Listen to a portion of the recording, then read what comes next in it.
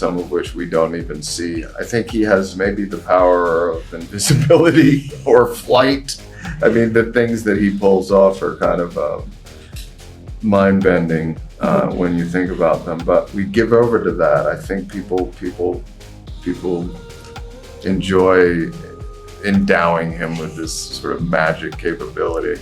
So he can switch his name from Bay Harbor Killer to the East River Killer or Hudson River Killer. Yeah, well, all those names, he never named himself. So yeah, if a nickname emerges, yeah, he might embrace it. So what I love about this, I've seen the first 4 episodes, but what I love is it's nostalgic Dexter, but also new Dexter. Yeah. Are we seeing him take on a new code, a new way of looking at things? Well, I mean, I'm glad to hear you say that, because I think we aspired to make something that sort of honored the past but felt vital and new at the same time. I think he's recommitted to the code. I think he's on the other side of everything he's been through, very much aware that the code is his anchor. But he's also discovering that he has an appetite for risk or danger. Michael C. Hall is back in the role that made him a household name, Dexter Morgan, in the new series Dexter Resurrection. This time, Dexter finds himself living in New York City, and the show promises to explore what a second chance at life could look like for a character as complex and haunted as Dexter. In a recent interview with Extra, Michael opened up about how the revival came to life. It all started with a casual conversation he had with a producing director from the original show. He mentioned almost in passing, what if he didn't die?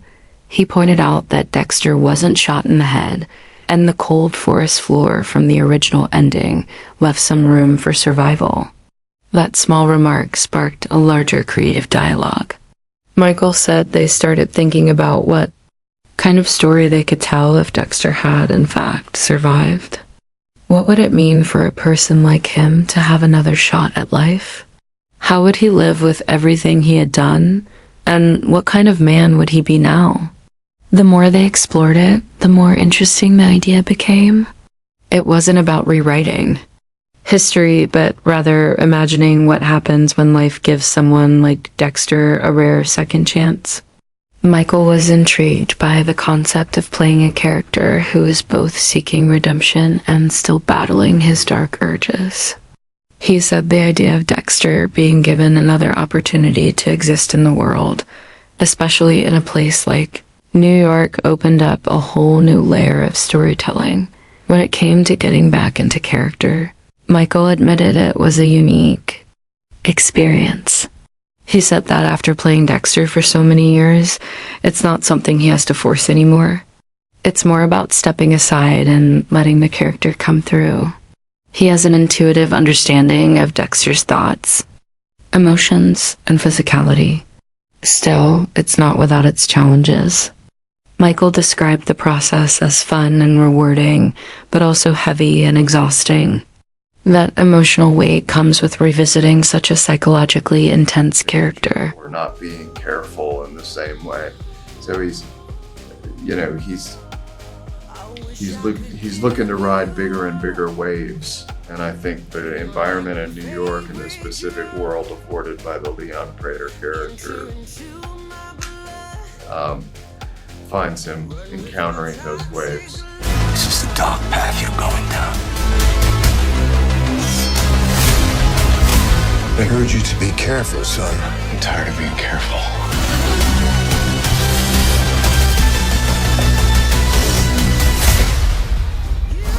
What do you think?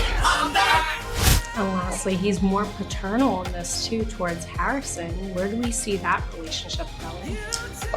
Yeah, I think that's a big part of the journey of the show, watching those two characters negotiate their way out of the crater that the circumstances of their lives have put them in as father and son, and necessarily growing up a little bit. But Dexter's committed to his son.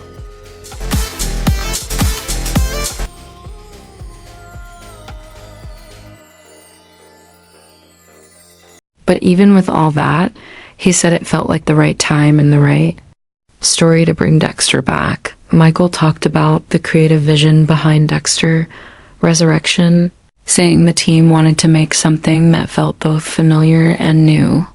He explained that this version of Dexter is deeply aware of everything he's been through. He's recommitted to his code, the moral framework that guided his actions throughout the original series.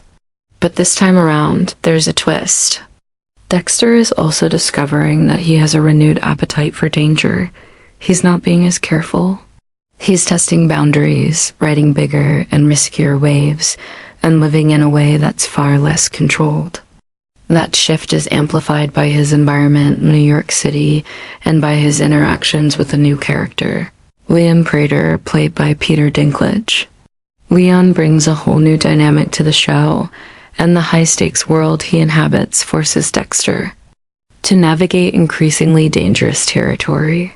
The series also brings back some familiar faces from the original run, including David Zayas, who played Angel Batista, and James Remar, who portrayed Dexter's father Harry. Michael said reuniting with them was a deeply gratifying experience. He pointed out that in most acting roles, you have to imagine a history with your fellow characters. But in this case, they actually have that history.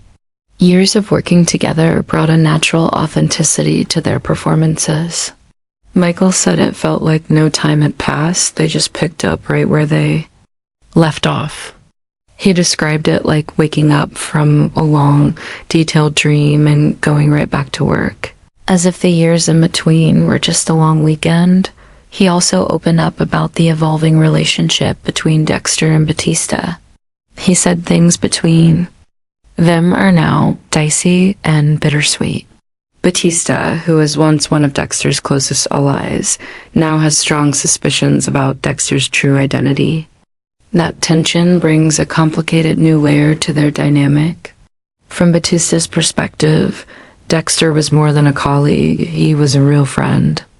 But now, that friendship is clouded by doubt, mistrust, and lingering questions. It adds emotional depth to the story and raises the stakes for both characters. On top of the returning cast, Dexter Resurrection is introducing some exciting new talent. Big names like Uma Thurman, Peter Dinklage, and Eric Stonestreet have joined the show, and Michael couldn't be more thrilled. He said attracting actors of that caliber felt validating, as if it confirmed they were making the right decision. By revisiting the series, their presence adds new energy, new storylines, and new layers to the world of Dexter, helping to push the narrative into uncharted territory.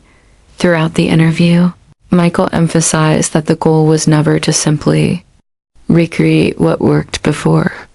Instead, they wanted to evolve the story, deepen the characters, and explore what it means for someone like Dexter to keep existing in a world that's constantly changing.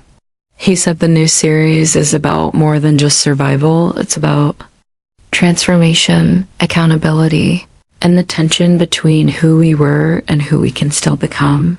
Michael reflected on the emotional weight of returning to such an iconic character.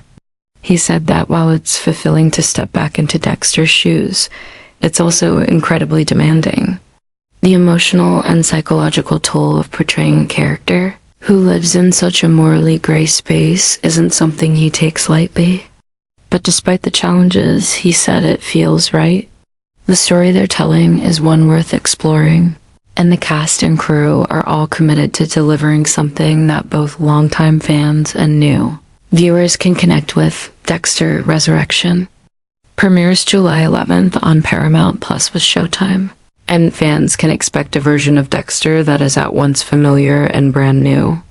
With a rich blend of returning characters and fresh faces, the series promises to dig deeper into Dexter's psyche than ever before, challenging him in ways he's never experienced.